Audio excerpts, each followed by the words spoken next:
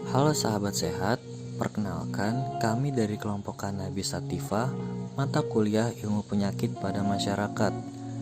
Kali ini kami akan membahas tentang penyakit stunting, mulai dari latar belakang, gejala, pencegahan, dan dampak-dampaknya. Untuk lebih jelasnya, yuk ikuti video kita sampai selesai ya. Latar belakang stunting. Stunting merupakan pertumbuhan linear yang gagal untuk mencapai potensi genetik sebagai akibat dari pola makan yang buruk dan penyakit infeksi atau bisa dibilang ACC atau SCN. Stunting adalah masalah gizi utama yang akan berdampak pada kehidupan sosial dan ekonomi dalam masyarakat.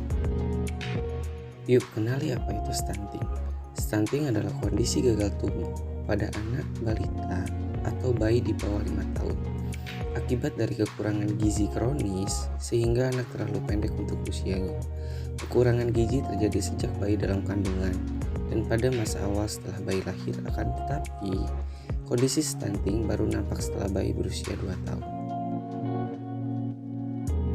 Gejala apa saja yang disebabkan stunting? Yang pertama, proporsi tubuh sepertinya normal, tapi anak terlihat kecil untuk seusianya. Yang kedua, terlihat cabi, atau bisa dibilang proporsi massa lemak dan tinggi badan tidak tepat. Yang ketiga, pertumbuhan tulang tertunda.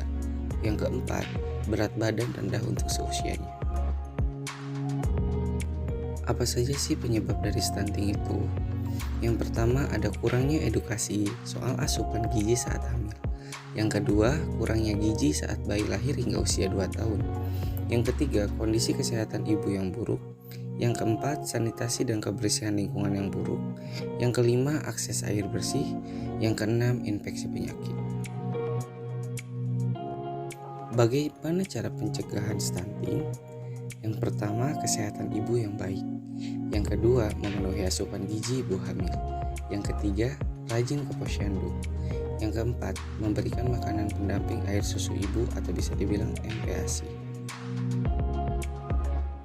Selanjutnya, dampak stunting pada anak jangka pendek. Yang pertama, meningkatkan potensi sakit dan kematian pada anak. Yang kedua, perkembangan kognitif, motorik, dan verbal anak menjadi terhambat dan tidak optimal. Dan yang ketiga, meningkatkan biaya kesehatan. Selanjutnya, kita masuk pada poin pembahasan dampak stunting pada anak jangka panjang. Poinnya ini dibagi menjadi 5. Yang pertama, kapasitas belajar dan performa yang tidak optimal saat masa sekolah, produktivitas dan kapasitas kerja yang tidak optimal saat dewasa, kesehatan reproduksi yang menurun, meningkatkan resiko obesitas, dan pengidap penyakit tidak menular seperti hipertensi, penyakit jantung, diabetes, kanker, dan lain-lain.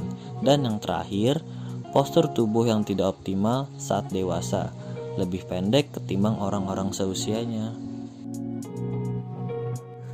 Nah, kira-kira itu saja yang bisa kami jelaskan. Semoga teman-teman menjadi lebih mengerti tentang penyakit stunting. Sekian, kami undur diri. Wassalamualaikum warahmatullahi wabarakatuh.